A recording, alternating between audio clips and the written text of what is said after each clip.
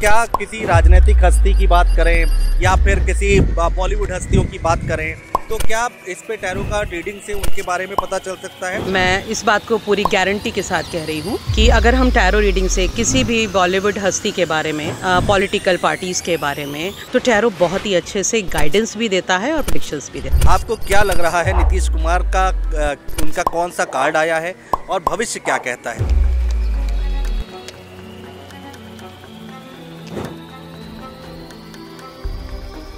Cards देख सकते हैं, कार्ड्स कहते हैं। अच्छा, बात करते हैं तेजस्वी यादव की।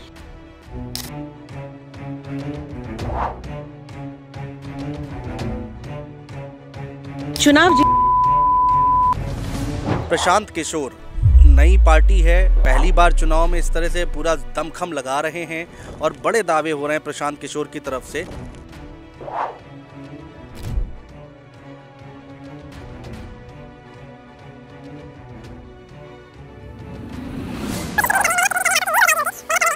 अखिलेश यादव का कार्ड अगर हम निकाल पाएं,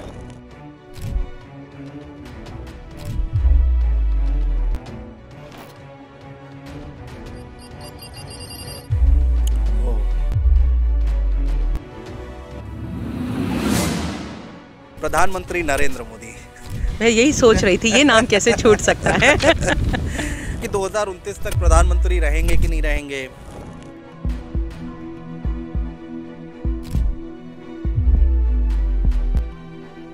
कार्ड्स ये कहते हैं।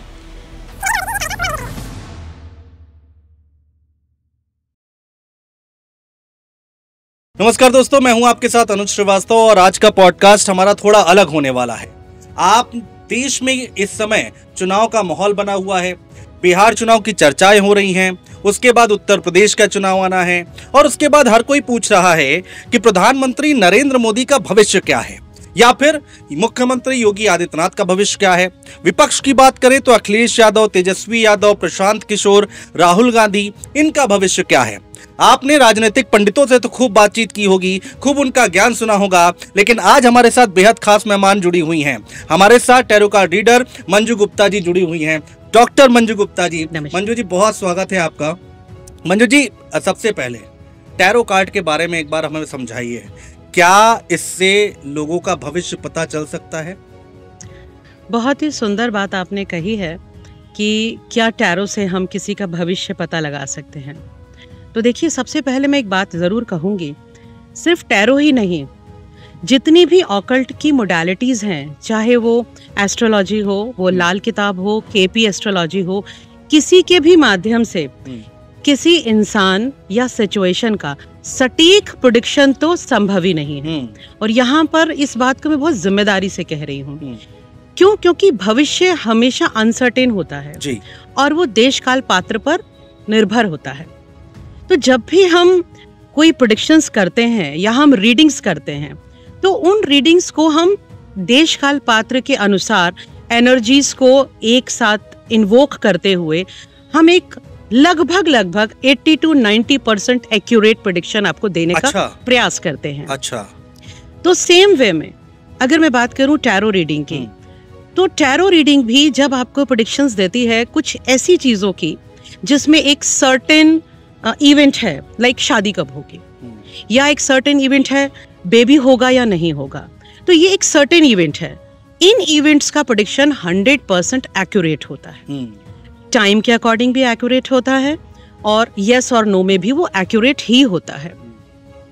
और जब हम बात करते हैं कि कुछ ऐसी चीजों की जिसमें प्रोबेबिलिटी होती है, ये जीत सकता है जी, ये हार सकता है जी, या हमारा कुछ इस तरह की चीजें हैं जो बहुत लोगों की एनर्जीज पर डिपेंड करती हैं जी। उस कंडीशन में हम लगभग उसको टच करता हुआ प्रेडिक्शन देते हैं। अच्छा। जो 80 to 90% तक एक्यूरेट होता है और बाकी चूंकि जिंदगी अनसर्टेन है नहीं, बात ठीक है आपकी। तो क्या किसी राजनीतिक हस्ती की बात करें या फिर किसी बॉलीवुड हस्तियों की बात करें तो क्या इस पे टैरो कार्ड रीडिंग से उनके बारे में पता चल सकता है? 80 to 90% पता चल सकता है, ऐसा आप कह रही हैं? बिल्कुल बिल्कुल। अच्छा। मैं इस बात को पूरी गारंटी के साथ कह रही हूँ कि अगर हम टैरो रीडिंग से किसी भी बॉलीवुड हस्ती के बारे में, पॉलिटिकल पार्टीज के बारे में या इंडस्ट्रियलिस्ट के बारे में, देश के बारे में, किसी के भी बारे में जानना चाहें, इवन दो लोगों का रिलेशनशिप कैसा रहेगा, हाँ, इसको भी हम जानना चाहें तो टैरो बहुत ही अच्छे से गाइडेंस भी देता है और प्रेडिक्शंस भी देता है। अच्छा, इससे आपने देखा होगा कि पास्ट में जिनको आपने बताया है तो कुछ लाइफ में चेंजेस आए हैं, या फिर जो आपने बताया है वो होता दिखाई दिया है? कैसा रहा एक्सपीरियंस, कैसा रहा? बहुत ही सुंदर। इस एक्सपीरियंस को आप कह सकते हैं मार्वलस एक्सपीरियंस। अच्छा। मेरे एक्सपीरियंसेस ऐसे हैं कि एक कपल आफ्टर मैरिज 1 साल तक वो सेपरेट थे एंड वाइफ डजंट नो कि उसका हस्बैंड कहाँ है, कोई कॉन्टैक्ट नंबर नहीं है, और within 6 months with the guidance of my tarot वो हस्बैंड वाइफ दोनों मिल गए हैं, एक साथ रह रहे हैं और बहुत अच्छे से अपनी मैरिड लाइफ को एंजॉय कर रहे हैं। अच्छा। जिनकी स्थिति ये हो चुकी थी कि उनका डिवोर्स होने वाला है। ओह। तो टैरो कार्ड्स, इसीलिए मैं कहती हूँ कि जो टैरो कार्ड्स हैं ना, they are not only predictions.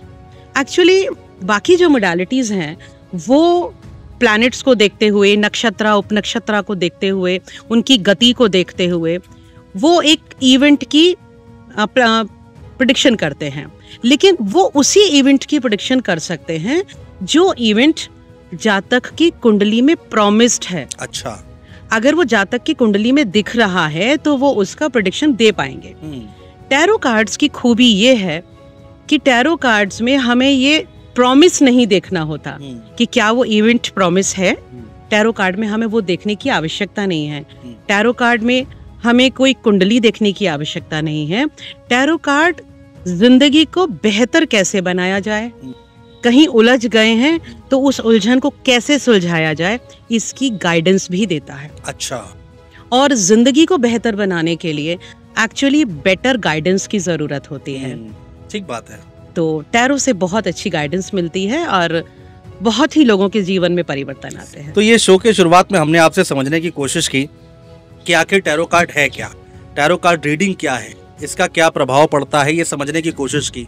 अब आ जाते हैं अपने मुद्दे पर मैडम। बहुत सारे लोग हैं जो इस बार ये सोच रहे हैं कि भाई क्या होने जा रहा है, नेताओं का भविष्य क्या है, बिहार में चुनाव है, उसके बाद यूपी का क्या है, उसके बाद देश की राजनीति में जो बड़े बड़े नेता हैं, बड़े बड़े नाम हैं, उनके कार्ड्स क्या कहते हैं। तो सबसे पहले हम बिहार की बातचीत करते हैं और नीतीश कुमार से शुरू करते हैं।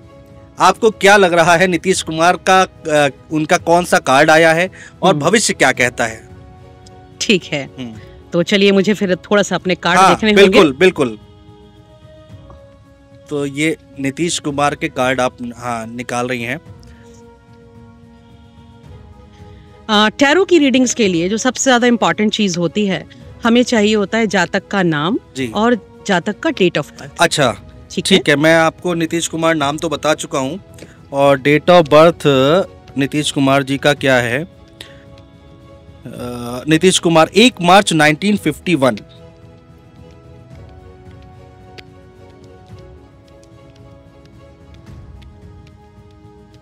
ये जो चुनाव होने जा रहे हैं ये अप्रोक्सीमेटली नवंबर के आसपास होंगे, जहां तक लग रहा है।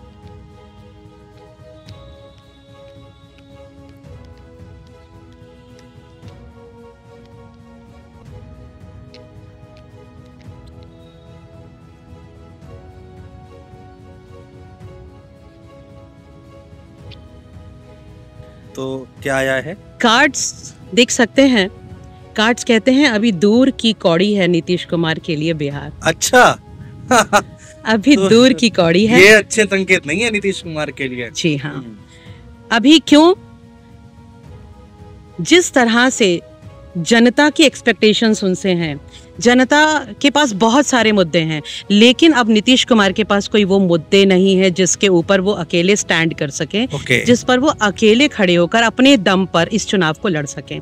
तो ये दूर की कौड़ी रहने वाली है। लेकिन हाँ, नीतीश कुमार की अगर मैं बात करूं, कहीं ना कहीं किसी से जुड़कर अगर काम करेंगे, सिर्फ अपने ऊपर ही नहीं देखेंगे, फोकस करें किसी के साथ जुड़ने की, किसी दूसरी पार्टी के साथ जुड़कर काम करने की, तो स्थितियां बेटर हो सकती हैं। हाँ, तो भारतीय जनता पार्टी और नीतीश कुमार एक साथ हैं तो मे भी शायद अच्छा हो जाए। लेकिन अगर नीतीश कुमार के लिए अगर हम लोग देखें तो जैसा कि मंजू जी बता रही हैं कि उनके लिए अच्छे संकेत दिखाई नहीं दे रहे हैं। दूसरा नाम आ जाता है, जल्दी से बात करते हैं तेजस्वी यादव की। युवा नेता हैं, लालू यादव के बेटे हैं और इनका जन्म हुआ है 9 नवंबर 1989। जी हाँ, तेजस्वी यादव के बारे में ज़रा बताइए कि लालू जी के बेटे हैं और बहुत तेज तर्रार नेता हैं, बहुत सुर्खियों में रहते हैं, बहुत ज़्यादा हेडलाइंस में रहते हैं और बहुत तेज़ी के साथ बिहार की राजनीति में आगे बढ़ रहे हैं। नीतीश कुमार के साथ थे और अब तेजस्वी यादव का कार्ड क्या कहता है, बहुत इंटरेस्टिंग होगा देखना।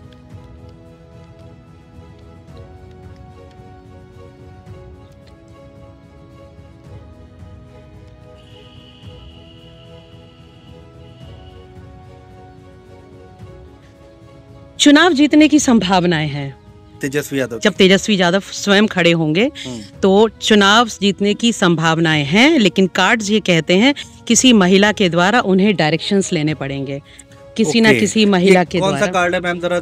This is called queen of swords.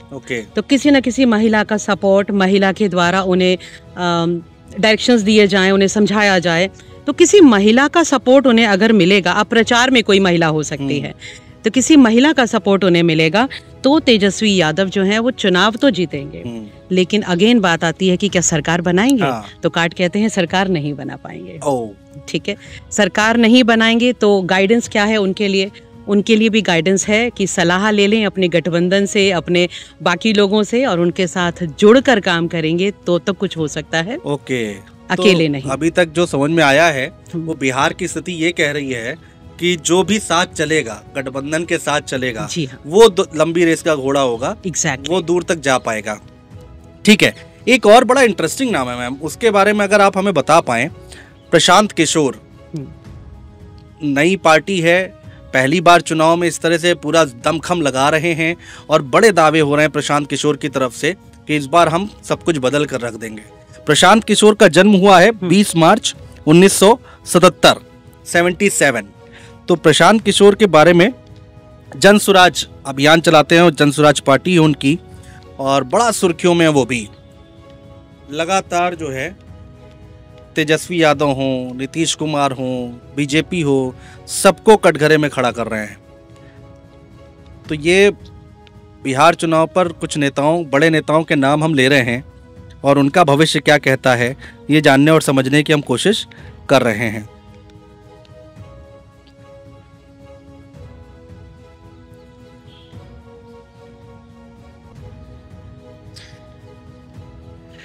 कोशिश कितनी भी कर लें, मेहनत कितनी भी कर लें, रातों की नींद उड़ जाएगी उनकी मेहनत करने में, लेकिन प्रशांत किशोर के हिस्से में वो जीत नहीं आएगी। अच्छा, जिस जीत की वो कामनाएं कर रहे हैं। ये कार्ड्स कह रहे हैं, थोड़ा एक्सप्लेन भी कर दे मैडम तो बेटर होगा, क्योंकि हम लोग को तो नॉलेज नहीं है। हाँ, ये 9 ऑफ स्वॉर्ड कार्ड है और ये कार्ड यहाँ पे एक्चुअली एक्सप्लेनेशन कार्ड का नहीं होता है। अच्छा, एक्सप्लेनेशन हमारी इंट्यूशन का होता है। तो when we connect with the energies of Prashant Kishor as well as energy of cards, और फिर विधानसभा चुनाव की, बिहार स्टेट की, इन सारी एनर्जीज को जब हम इनकलकेट कर लेते हैं तब उसके बाद हमारी इंट्यूशन हमें हेल्प करती है। तो इंट्यूशन से क्लियरली कह रहे हैं वो अपनी रातों की नींद उड़ा लेंगे। कितनी भी कोशिश कर लेंगे लेकिन वो जीतने वाले नहीं हैं।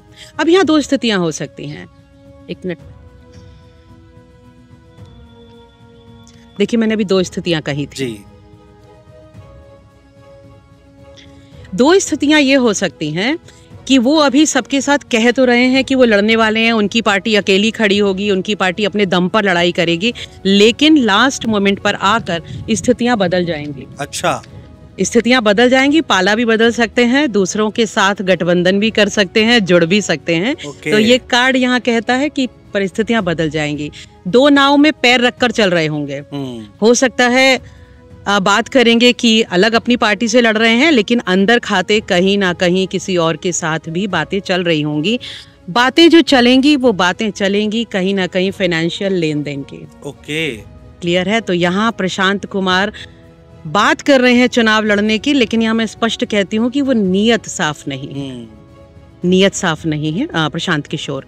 नीयत कुछ और ही कहती है कि दो नाव में पैर रखकर चलने वाला व्यक्ति है और फिर फाइनेंशियल लेन देन डेफिनेटली होने वाला है। हाँ, ये राजनीति है, हम लोग ने देखा है, ये तो होता रहा है। जीतने के बाद, हारने के बाद अगर कुछ विधायक उनके हिस्से में चले गए तो हो सकता है सरकार बनाने में मदद कर दें, और उस ये जीतेंगे नहीं, कार्ड्स के अनुसार ये जीतेंगे नहीं।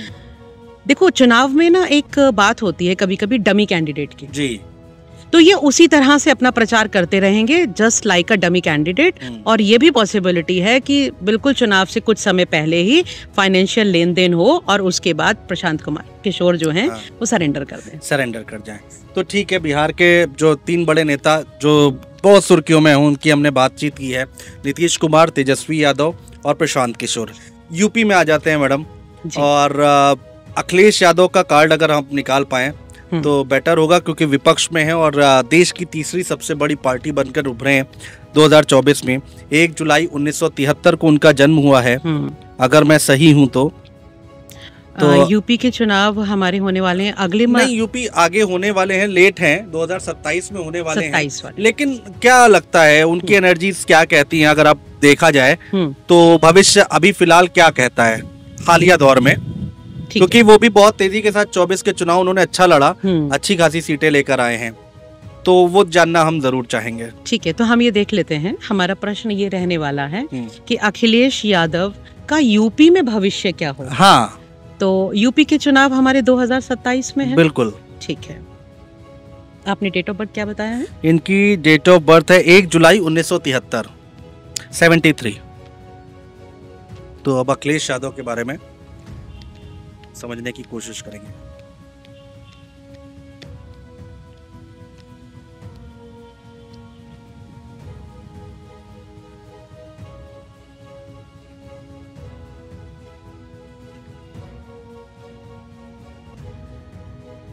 अपनी बातों के जाल में फंस जाएंगे, जो बोल रहे हैं जब वो प्रचार करेंगे उस समय। देखिए, इंसान जब प्रचार कर रहा है तो उसे बहुत संभल कर रहना होता है। आप अगर सिर्फ अपने ही सोच विचार के ट्रैप में हैं, अपने आप के लिए ओवर कॉन्फिडेंट हैं और आपको लगता है कि जो मैंने सोचा है वही हो जाएगा, तो वो स्थिति अखिलेश यादव की है। वो अपने ही विरोधियों के द्वारा चलाई गई तलवारें, अपने ही लोग, अपने ही परिवार वाले, उनके द्वारा चलाई गई तलवारों के घाव से घायल होंगे। कहीं ना कहीं अपने ही परिवार की तरफ से दंश मिलेगा, तो वो बहुत अच्छा प्रदर्शन तो नहीं करेंगे, लेकिन आप उसे एवरेज प्रदर्शन कह सकते हैं। हम ये नहीं कहेंगे कि अच्छा प्रदर्शन करेंगे। बात आती है क्या वो सरकार बनाएंगे, तो डेफिनेटली 2027 में तो नहीं बनाएंगे। अब आता है कि गाइडेंस क्या है। गाइडेंस है परिवारवाद से बाहर निकलना है। ये एक ऐसी पार्टी है, देखिए कार्ड्स आपके सामने आ रहे हैं, बिल्कुल, ठीक है, मैं आपके सामने ही शफल कर रही हूँ और आपके सामने ही निकाल रही हूँ, मैं देख भी नहीं रही हूँ कार्ड्स। मतलब मुझे खुद आश्चर्य हो रहा है कि क्या रिलेट किया है, क्या रिलेट किया है। फैमिली भी दिख रही है, जो हमेशा आरोप लगते हैं। बिल्कुल। 27 के चुनाव के बारे में आपने बताया, और विरोधी अपनी ही जाल में, मतलब जो बयान दें वो सोच समझ कर दें, बिल्कुल, नहीं तो वो फंस सकते हैं, फंस जाएंगे। और जैसा मैंने कहा, ये गाइडेंस निकल के आई है। गाइडेंस ये है, इन्हें परिवारवाद से निकलना होगा।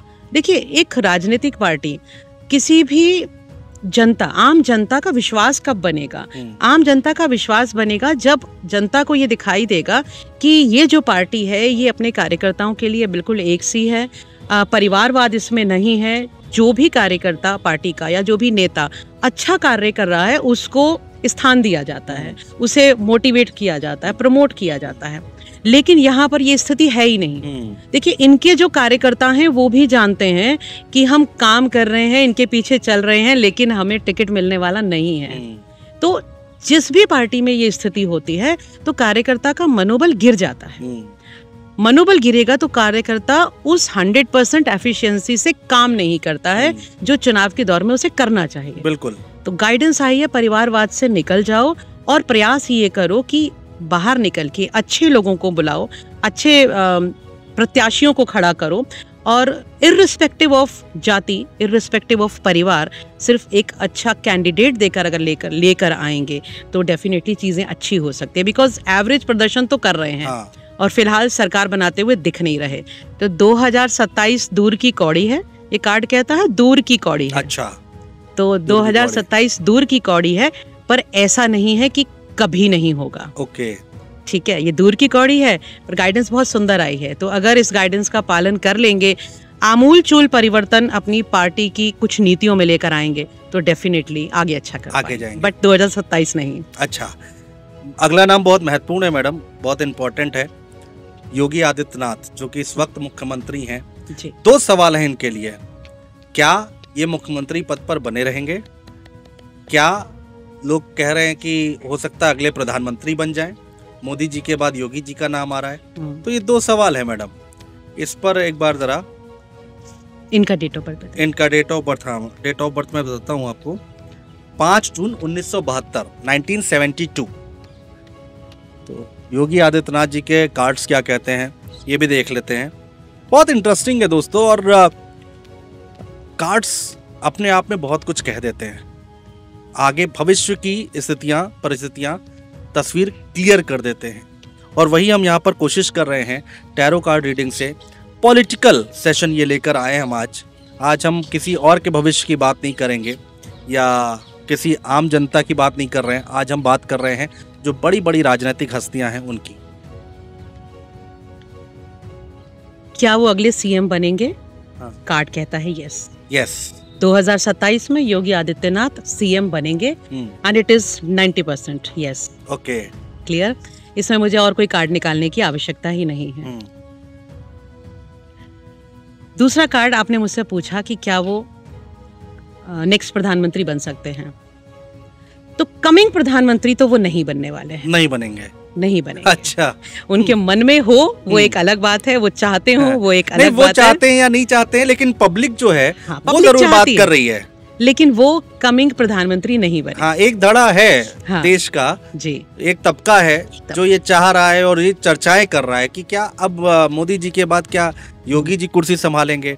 जी, अब कौन होगा नहीं होगा वो तो वक्त बताएगा, लेकिन जो बताएगा। कार्ड्स बता रहे हैं आपके हिसाब से पीएम की कुर्सी अभी दूर है। अभी पीएम की कुर्सी दूर है, लेकिन सीएम 90% बन रहे हैं। 90% बन रहे हैं। तो Yes. उत्तर प्रदेश में उनका भविष्य अच्छा लग उज्जवल रहा है। है, बिल्कुल भविष्य उज्जवल है। ठीक है, एक और बड़ा इंटरेस्टिंग नाम है जी, देश के बहुत बड़ा राजनीतिक परिवार, और कांग्रेस पार्टी की मैं बात कर रहा हूँ, राहुल गांधी की मैं बात कर रहा हूँ कि राहुल गांधी का भविष्य कैसा रहने वाला है। अगर कार्ड आप बताएं, राहुल गांधी की मैं आपको डेट ऑफ बर्थ भी बताता हूँ, 19 जून 1970। तो ये राहुल गांधी के कार्ड्स हम देख रहे हैं। बहुत मेहनत किया राहुल गांधी ने भी, भारत जोड़ो यात्रा निकाली पूरे देश में, और ये तीसरा कार्ड भी निकल आया। कुछ अच्छे संकेत हैं राहुल गांधी के लिए। देखिए, कार्ड्स की अगर मैं बात करूं, राहुल गांधी को किसी अनुभवी सलाहकार की जरूरत है। राहुल गांधी के पास सलाहकार अच्छे नहीं हैं। क्या सटीक कार्ड निकल रहे हैं। अगर देखा जाए तो बात भी सही है, बहुत लोग चर्चा करते हैं इस बात की। तो सलाहकार अच्छे नहीं है राहुल गांधी के पास। अगर राहुल गांधी को सही दिशा दिखाने वाले लोग हों तो डेफिनेटली उसके पास ये कैपेबिलिटी है, उनके पास वो एक जनाधार भी है, वो देश की सत्ता में आ सकते हैं। मैंने यहाँ देश की सत्ता की बात की है। आई डोंट नो, मेरे इंट्यूशन ने कहा कि सिर्फ देश की सत्ता की बात करो, प्रदेश की बात मत करो। हाँ, ठीक बात है, ठीक है ना। तो ये है राहुल गांधी के पास, उनके पास कैपेबिलिटी है, बट जो उनके सलाहकार हैं, उनके आसपास के जो लोग हैं, वो उन्हें गलत तरीके से गाइड कर रहे हैं। तो अगर एक अच्छा सलाहकार मिलेगा तो राहुल गांधी कभी ना कभी, ये कार्ड कहता है कभी ना कभी, not in the coming years, लेकिन कभी ना कभी एक बार तो राहुल गांधी भी सरकार में आएंगे, प्रधानमंत्री बनेंगे ही बनेंगे, बिल्कुल बने। यहाँ मैं क्लियर आपसे कहती हूँ, कभी ना कभी राहुल गांधी भी इस देश में प्रधानमंत्री की कुर्सी संभालेंगे। पर कब संभालेंगे? जब उनके सलाहकार बदल जाएंगे, उनके आसपास के लोग बदल जाएंगे, किसी एक सही पॉलिटिकल गुरु की शरण में उनको आना पड़ेगा डेफिनेटली। अगर एक सही पॉलिटिकल गुरु की शरण में आ जाते हैं तो बंदे का भविष्य हो सकता है, अदरवाइज तो घूमते ही रहेंगे। अच्छा जी, तो ये अच्छी खबर है राहुल गांधी के लिए। लेकिन ये देखिए, ये बात भी सही है, पॉलिटिकली लोग चर्चा करते हैं कांग्रेस पार्टी के लिए कि सलाहकार जो हैं, जो उनको सलाह दे रहे हैं, वो पता नहीं क्या सोच के देते हैं, कई बार बयान ऐसे आ जाते हैं, कई बार कोई स्टेप ऐसे ले लेते हैं जो सवाल उठ जाते हैं। तो खैर ठीक है, कार्ड्स हैं, और कार्ड्स जैसा कि मंजू जी ने बताया था कि ये अपने तरीके से मतलब 80 से 90% तक ये सही होता है। और अभी तक जितने हमने नाम लिए हैं वो हम जहाँ तक मैं रिलेट कर पा रहा हूँ, राजनीति को जितना मैं समझता हूँ उस हिसाब से तो एकदम परफेक्ट आ रहे हैं, उसमें कोई दो राय नहीं है। और जो बातें निकल कर आ रही हैं वो रिलेट करें। एक नाम, प्रधानमंत्री नरेंद्र मोदी। मैं यही सोच रही थी, ये नाम कैसे छूट सकता है। तो क्योंकि उनके ऊपर भी चर्चा हो रही है कि 2029 तक प्रधानमंत्री रहेंगे कि नहीं रहेंगे, और उनका अगला भविष्य क्या होगा, या फिर ये एक ही सवाल है इस समय सबके मन में कि ये कार्यकाल पूरा कर पाएंगे या नहीं कर पाएंगे। बिल्कुल। 17 सितंबर जी, 17 सितंबर 1950।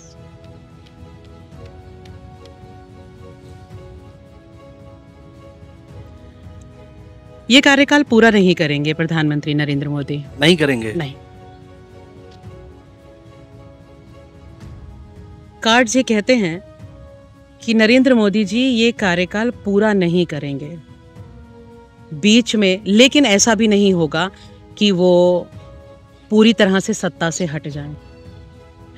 अब इस चीज को आप ये कह सकते हैं कि ऑफिशियली प्रधानमंत्री बनते हुए कुछ काम, कुछ मंत्रालय जो उनके पास हैं, हो सकता है उन मंत्रालय को वो किसी और को दे दें, यानी अपने पास बहुत महत्वपूर्ण मंत्रालय ना रखते हुए किसी और को दे दें। ये संभावनाएं भी की जा सकती, ये भी हो सकती हैं। लेकिन हाँ, इस कार्यकालों क्योंकि जो वो पूरा नहीं कर रहे हैं ना, उसके अंदर कार्ड ये कह रहे हैं कि उनकी इच्छा तो है, वो चाहते हैं कि इस कार्यकाल को पूरा करें, लेकिन जो क्लैशेस चल रहे हैं, हाँ, जो प्रॉब्लम्स चल रही हैं इस समय, हाँ, और जैसा आपने अभी कहा कि एक बात चल रही है, मैं यहाँ बोल नहीं रही हूँ, जो एक वक्तव्य आया है, उस वक्तव्य को लेकर बहुत सी ये बातें उठ रही हैं कि क्या वो छोड़ देंगे। हाँ। और जिनके माध्यम से वो वक्तव्य आया है, चाहे उन्होंने डायरेक्टली नरेंद्र मोदी जी को नहीं कहा है, पर कुछ चीजें इशारों में कहने की होती हैं। हाँ। तो वो इशारे भी शायद वो समझना चाहेंगे, क्योंकि नरेंद्र मोदी का एक जो बहुत अच्छी बात कहूंगी मैं कि वो एक तपस्वी इंसान है, और उनके मन के अंदर ये वाला भाव नहीं है कि मुझे ईगोइस्टिक बन के रहना है। वो यहाँ पर जिस तरह से जनता के सेवक के रूप में आए थे, उसी तरह से वो ये भी जानते हैं कि जिस वरिष्ठ ने ये बात कही थी, उस वरिष्ठ के मान सम्मान का भी ध्यान रखना है। तो डेफिनेटली वो उनका मान सम्मान का ध्यान रखते हुए इस कार्यकाल को तो पूरा नहीं, हाँ, साइड हो सकते हैं, वो साइड हो सकते हैं डेफिनेटली। तो ये थोड़ा सा देखिए, ये भी एक बात है, और अगर ऐसा होता है तो हम दोबारा मंजू जी के साथ जरूर बैठेंगे और बातचीत जरूर करेंगे, अगर आपकी भविष्यवाणी सही साबित होती है तो। और जितना मैं जानता हूँ मंजू जी को, 90% इनकी जो प्रेडिक्शन है वो एक्यूरेट जाती है, वो एकदम सही जाती है। जैसा टैरो कार्ड्स की जो रीडिंग्स होती हैं, हम मैक्सिमम 6 मंथ्स के लिए उनकी रीडिंग्स, उनकी एनर्जीज को देखते हैं। और अब जब हम बात कर रहे हैं कि मोदी जी छोड़ देंगे या मोदी जी आगे बनेंगे प्रधानमंत्री या नहीं बनेंगे, तो अभी उसमें 6 महीने से ज़्यादा का समय है। तो मुझे लगता है कि हमें एक बार दोबारा बैठना होगा। अच्छा। क्योंकि टैरो कार्ड की जो रीडिंग्स होती हैं 6 महीने तक वो बहुत सटीक होती हैं। उसका रीज़न है, 6 महीने के बाद बहुत सी एनर्जीज चेंज हो जाती हैं। हाँ। वातावरण में एनर्जीज चेंज होती हैं, देश काल पात्र बदल जाता है, व्यक्ति के भावनाएं बदल जाती हैं। इवन ये तो चुनाव है, तो चुनाव में जनता की मनस्थिति बदल जाती है। बिल्कुल, है ना। जो हमारे प्रशासनिक अधिकारी हैं, जो हमारे शासन में लोग हैं, उन सबकी मनस्थितियां बदलती हैं। तो मोदी जी के लिए तो हमें एक बार डेफिनेटली दोबारा बैठना पड़ेगा।